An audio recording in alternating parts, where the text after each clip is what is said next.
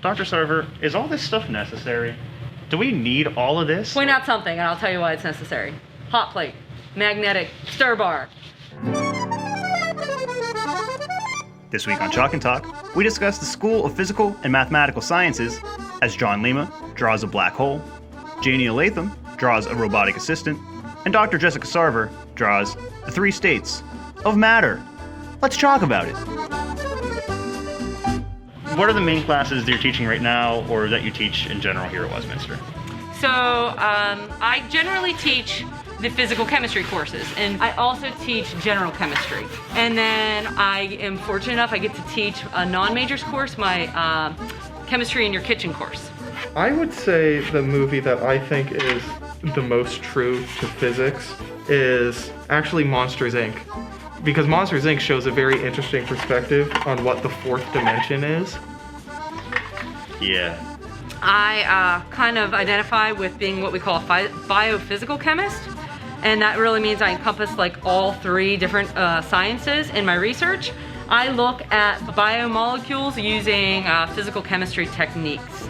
So we actually mutate, express, and purify our own proteins in the lab. Again, you're just in your first year. How have you liked Westminster so far? I absolutely love it here. Coming to Westminster and knowing everyone and having that community feel and knowing the professors to get help, I love. You do end up, caring about your students so much because you get to know them.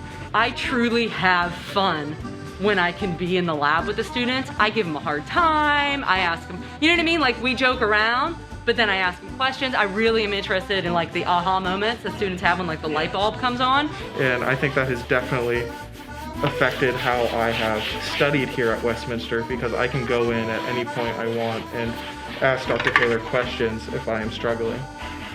And he likes to play Pokemon Go with us. Now that we've talked the talk, let's chalk the chalk. The black hole itself is hard to draw because it's a singularity where no light can escape. Here is me being spaghettified by the gravitational pull. Mine's a black hole. It's a black hole. I'm gonna explain it all. This is a microwave. This is an oven with fountain drink maker up there. And just in case we need to get out of somewhere real fast, I can just hop on his back and we're gone. Yeah, I took a similar approach. Mine just draws chalk. That's it. Is I started from red and worked my way up to bluish purple, which would be the low energy range of the spectrum, to the higher energy range of the electromagnetic spectrum, where the gas particles have a lot of energy and move around a lot. I just wanted to highlight that this is the chalkboard because this chalkboard is a solid. Can't drink it. This week on Chalk and Talk, we learned about spaghettification, rollerblades, and that you can't drink chalkboards. I chalk that one up as a win! Have a nice day. Your own business, you should mind.